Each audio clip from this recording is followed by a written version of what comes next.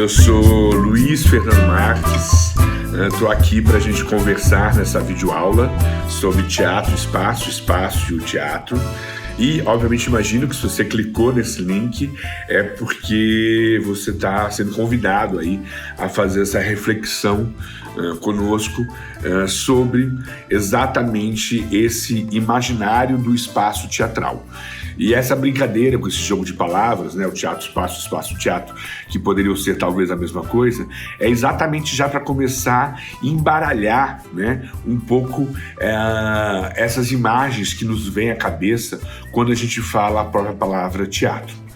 Eu falo que, infelizmente, essa palavra ela foi cooptada no decorrer dos tempos e hoje, infelizmente, quando a gente pensa na palavra teatro, não vem necessariamente a expressão do fazer teatral.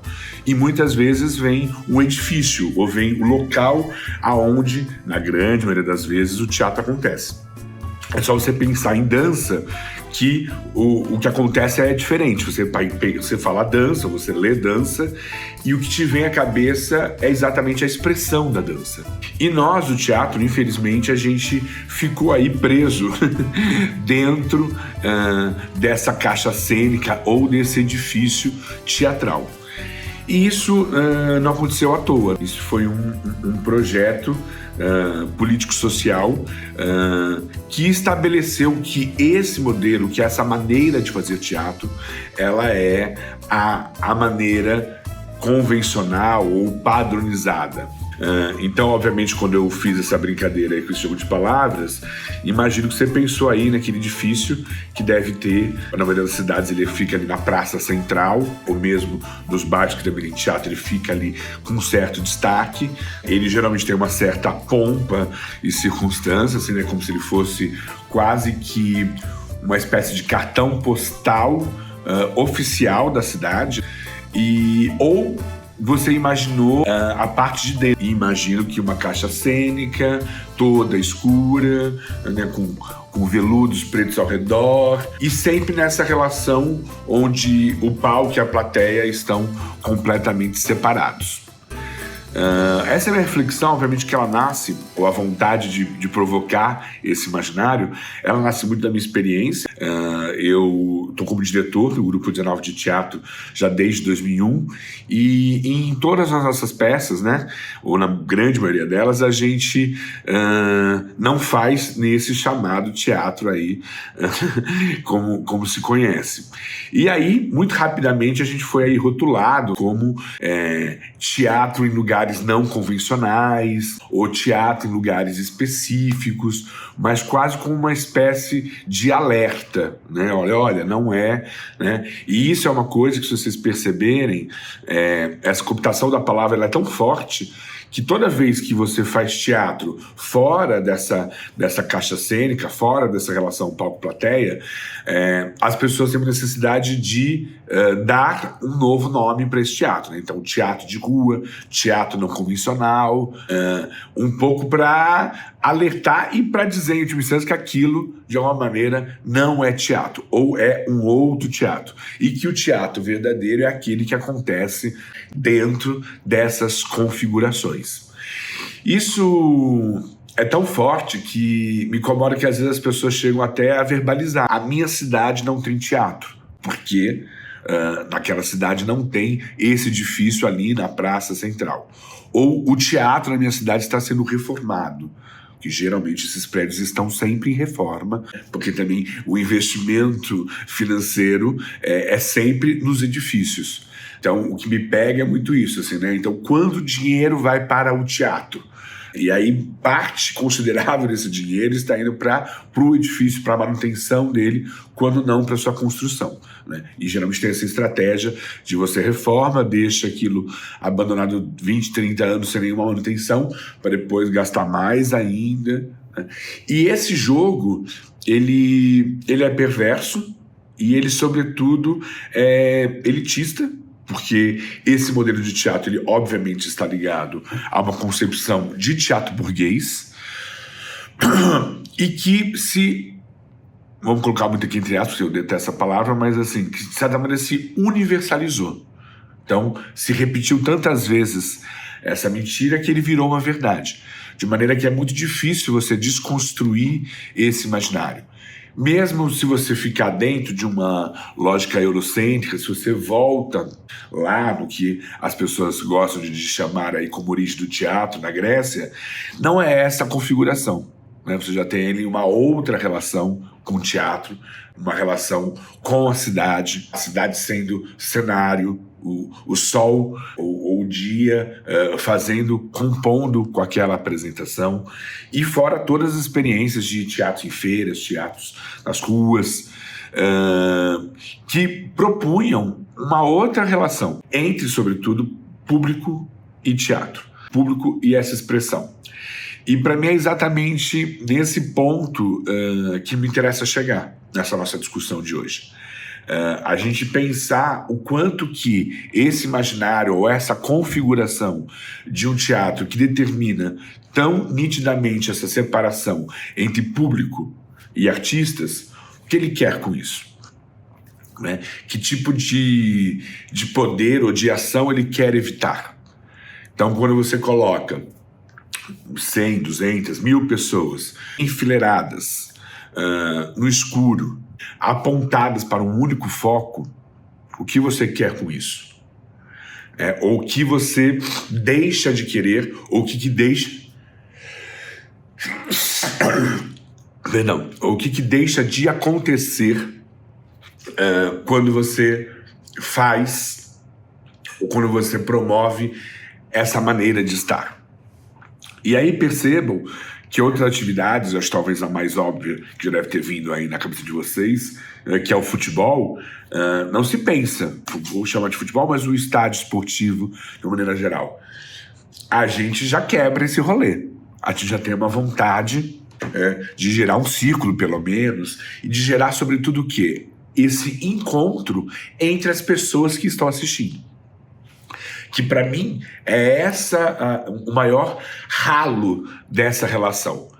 A gente perde em muito o quanto que esse encontro está sendo visto pelos que estão vendo. O quanto que as pessoas que estão ali assistindo também estão se assistindo, também estão conversando com aquilo que está acontecendo. E quando você volta para esse modelo padrão do espaço, essa plateia está no escuro e só existe luz no artista, como se o artista fosse ele que vai emanar ali uma voz, um saber, um conhecimento, né?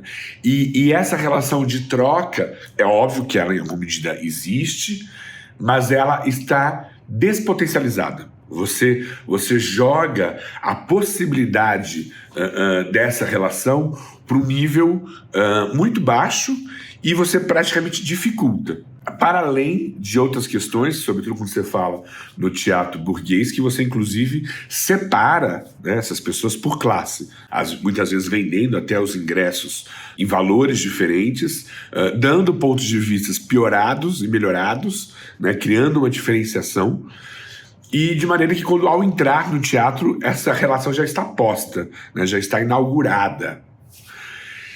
E o que é mais doido é que, de alguma maneira, depois que esse teatro burguês de fato se estabeleceu e virou hegemônico, quando a gente vem com uma certa reação a isso, que seria o que a gente chama aí de um teatro de pesquisa, de um teatro aí mais experimental, a gente talvez nega, talvez essas grandes salas, mas a gente cai em uma outra cilada que são as caixas cênicas.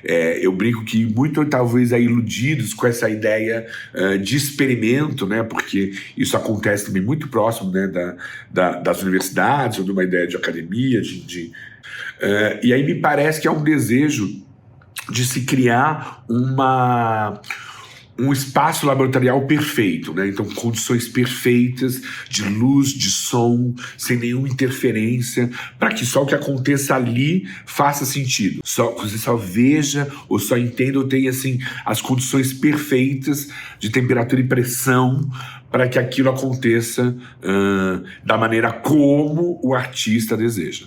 né? E, de novo, jogando a influência, a interferência, o jogo com a plateia também para um nível muito baixo. E, né, nesse mesmo momento histórico, um dado muito grave que é a ideia de uma neutralidade, que isso é terrível. Assim. Como se esse espaço, como se essa caixa cênica pintada de preto fosse neutra. E isso parece pouca coisa, mas se você realmente for no seu imaginário ou na sua experiência mesmo com o teatro, você vai perceber que isso é quantas imagens, quantas experiências você já teve do teatro fora dessa relação.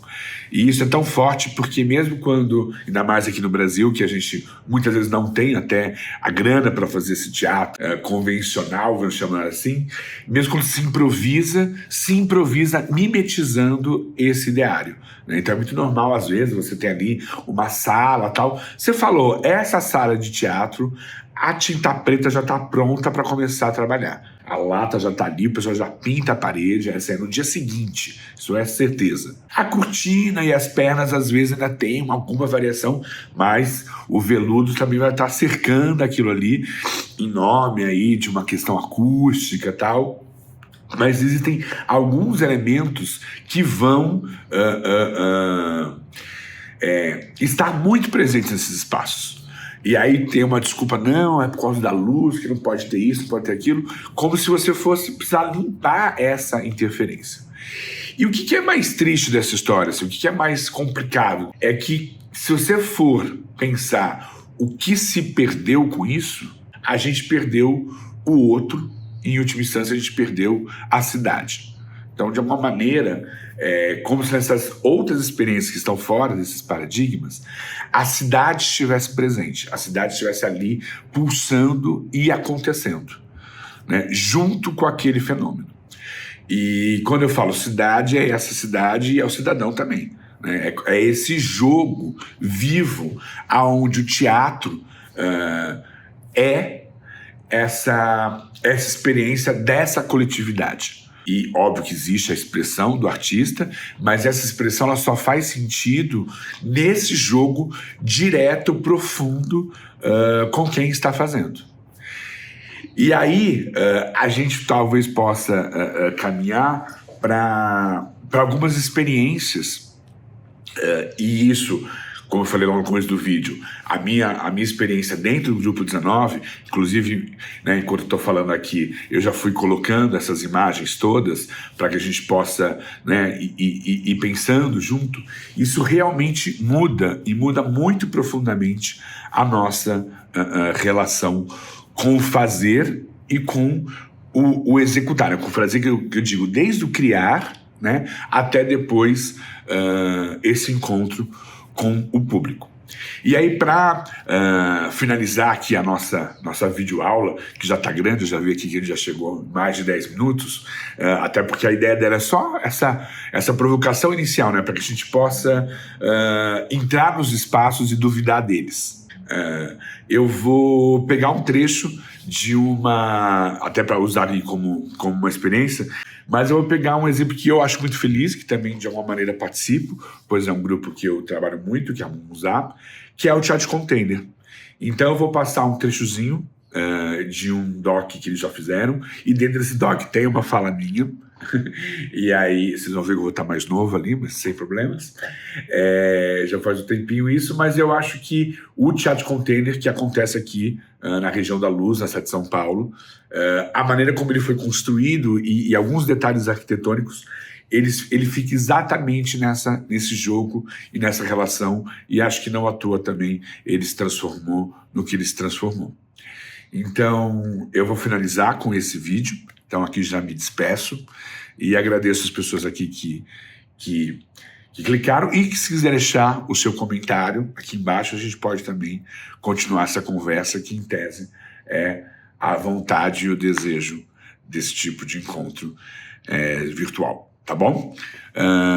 Muito obrigado, até a próxima, fique com o vídeo.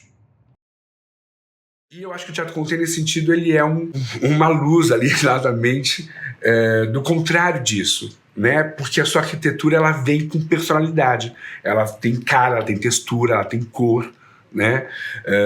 Não só porque é feita de containers, mas também pela maneira como esses containers foram organizados, e aí foram brilhantemente organizados de uma maneira também meio desorganizada, né? O que já gera o caos, já gera a possibilidade de novas organizações, pela brilhante ideia de ter feito toda a lateral de vidro, permitindo esse jogo de entrada e de saída com a cidade e com o espaço de fora.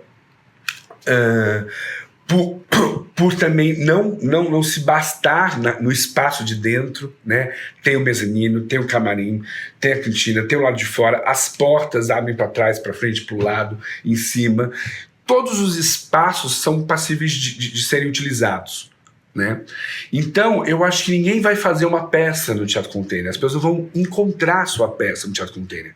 Quando você entra ali como encenador, você tem que encontrar a sua peça, aonde você vai colocar, né? O fato da plateia não estar fixa, né? E você poder colocar lá onde você quiser, isso faz daquele espaço, ou do ato de encenar ali, um ato de encontro, um ato de diálogo, né? Da sua obra de arte com aquela arquitetura, né? E aqui eu não estou falando só da arquitetura, né? Só daquelas texturas, daquelas cores, daquelas alturas, daquelas dinâmicas que o próprio usar do espaço te propõe.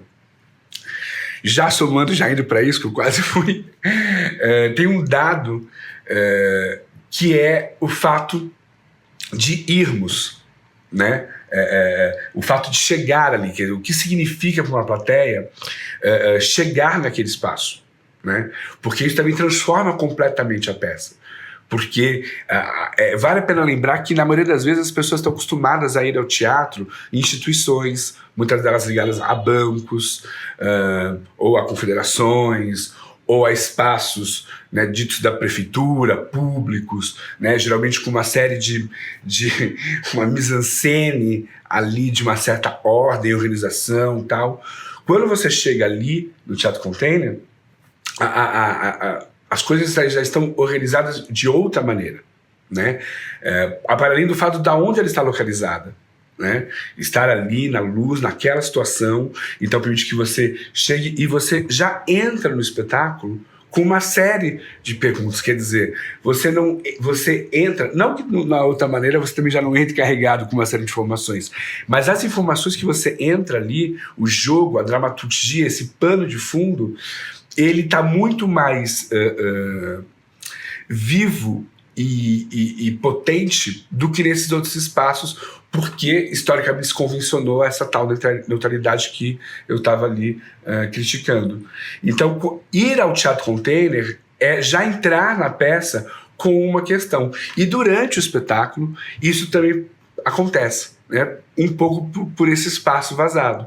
Então pode ser uma pessoa que passa, uma sirene, uma britadeira, ou o completo silêncio, ou talvez uma espécie de sensação de vazio. Enfim, você não esquece esse lado de fora, né? Isso fica dialogando. E também importante, uma peça no Teatro Container, ela não acontece só para quem opta por ir, né? Quem também está passando também vive aquele jogo, né? Vive aquela experiência. Então, isso também é um dado que transforma completamente qualquer espetáculo que tiver ali.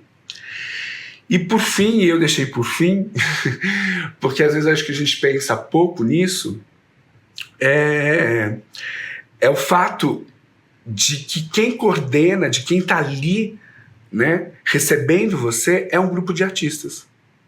E não é uma instituição, como eu falei antes. E isso muda tudo. Muda tudo porque você vai também ser recebido a partir de uma ética daquele grupo, a partir de um entendimento daquele grupo. Então é como se a Monzá fosse coautora de todos os espetáculos que estão ali. Você se coloca em relação, você se coloca em fricção com aqueles artistas. Existe um entendimento, existe um pensamento ali.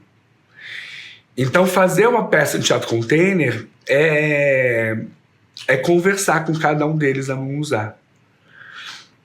Tanto do ponto de vista prático das organizações, mas com o ponto de vista, porque aquilo é a materialidade, né, de uma ideia, de um imaginário de teatro.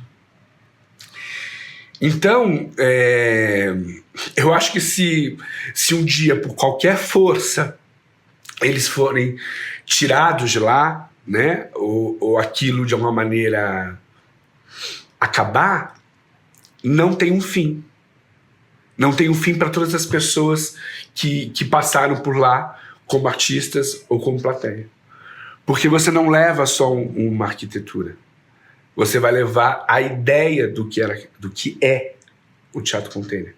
O pensamento que está ali, a ética que está ali. Então,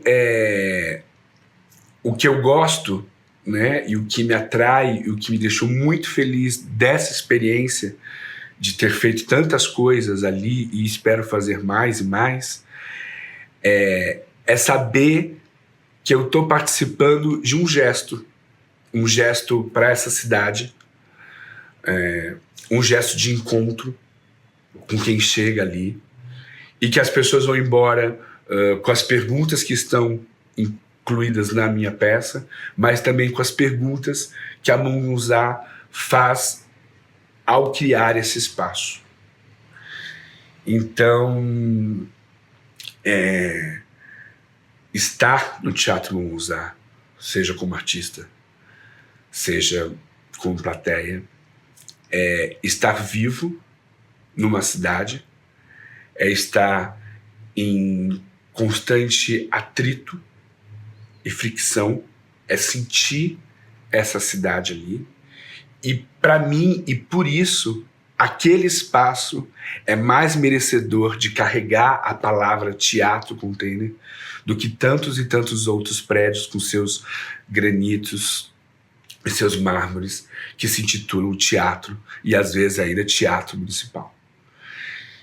Então, fazer e estar no Teatro Container também é construir e fincar e ajudar a que esse espaço arquitetura, esse espaço pensamento, esse espaço ideia, esse espaço imaginação permaneça e permaneça.